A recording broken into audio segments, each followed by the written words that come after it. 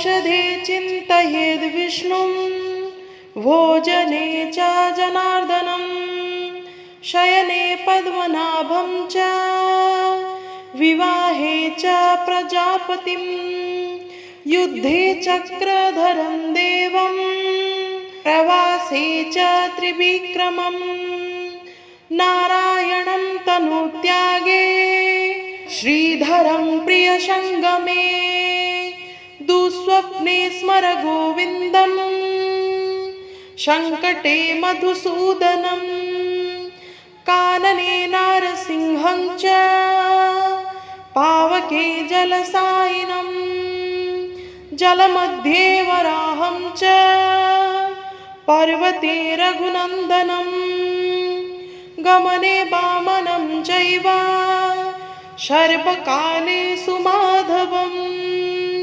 षोडशैतानि नामानि प्रातरुत्थाय पठेत् सर्वपापविनिर्मुक्तो विष्णुलोके महीयते। ॐ नमो नारायणाय।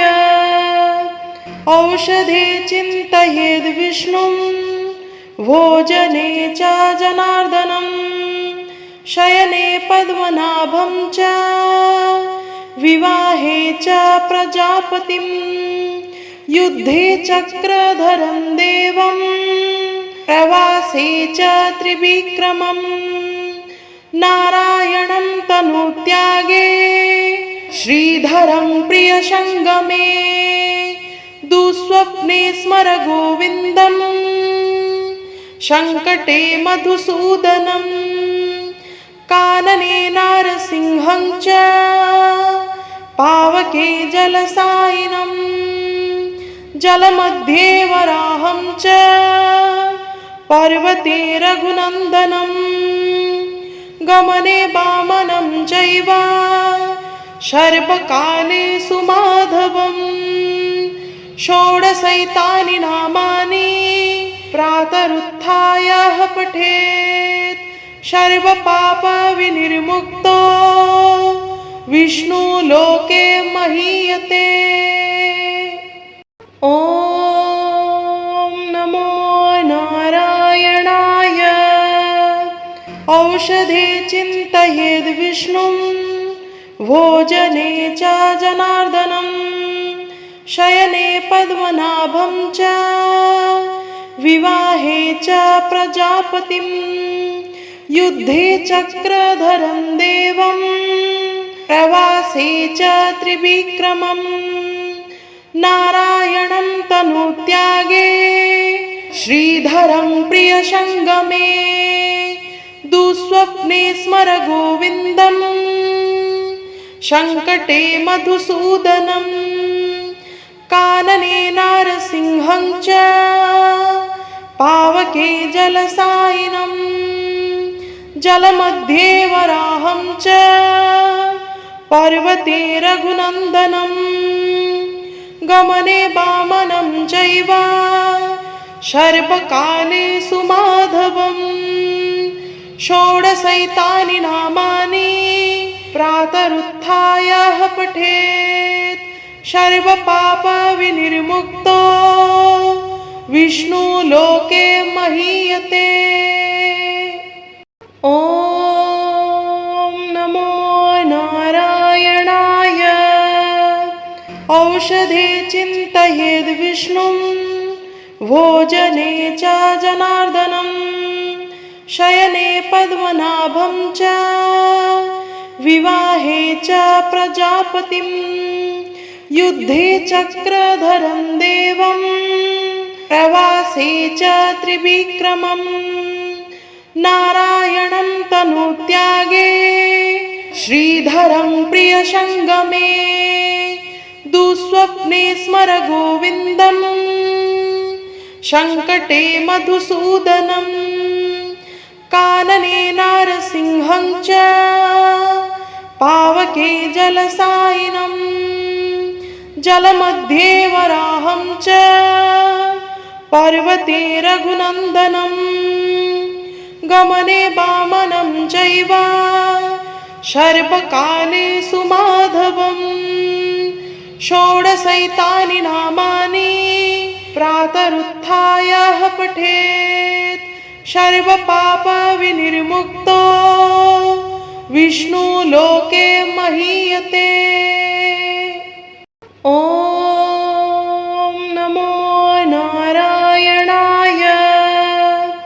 औषधे चिन्तयेद् विष्णुं भोजने च जनार्दनं शयने पद्मनाभं च विवाहे च प्रजापतिं युद्धे चक्रधरं देवं प्रवासे च त्रिविक्रमं नारायणं तनुत्यागे श्रीधरं प्रियसङ्गमे दुःस्वप्ने स्मर गोविन्दं सङ्कटे मधुसूदनं कानने नारसिंहं च पावके जलसायिनं जलमध्ये वराहं च पर्वते रघुनन्दनं गमने वामनं चैव सर्वकालेषु माधवम् षोडशैतानि नामानि प्रातरुत्थाय पठेत् सर्वपापविनिर्मुक्तो विष्णुलोके महीयते। ॐ नमो नारायणाय। औषधे चिन्तयेद् विष्णुं भोजने च जनार्दनं शयने पद्मनाभं च विवाहे च प्रजापतिं युद्धे चक्रधरं देवं प्रवासे च त्रिविक्रमं नारायणं तनुत्यागे श्रीधरं प्रियसङ्गमे दुःस्वप्ने स्मर गोविन्दं सङ्कटे मधुसूदनं कानने नारसिंहं च पावके जलसायिनं जलमध्ये वराहं च पर्वते रघुनन्दनं गमने वामनं चैव सर्वकालेषु माधवम् षोडशैतानि नामानि प्रातरुत्थाय पठेत् सर्वपापविनिर्मुक्तो विष्णुलोके महीयते। ॐ नमो नारायणाय। औषधे चिन्तयेद् विष्णुं भोजने च जनार्दनं शयने पद्मनाभं च विवाहे च प्रजापतिं युद्धे चक्रधरं देवं प्रवासे च त्रिविक्रमं नारायणं तनुत्यागे श्रीधरं प्रियसङ्गमे दुःस्वप्ने स्मर गोविन्दं सङ्कटे मधुसूदनं कानने नारसिंहं च पावके जलसायिनं जलमध्ये वराहं च पर्वते रघुनन्दनं गमने वामनं चैव सर्वकालेषु माधवम् षोडशैतानि नामानि प्रातरुत्थाय पठेत् सर्वपापविनिर्मुक्तो विष्णुलोके महीयते। ॐ नमो नारायणाय।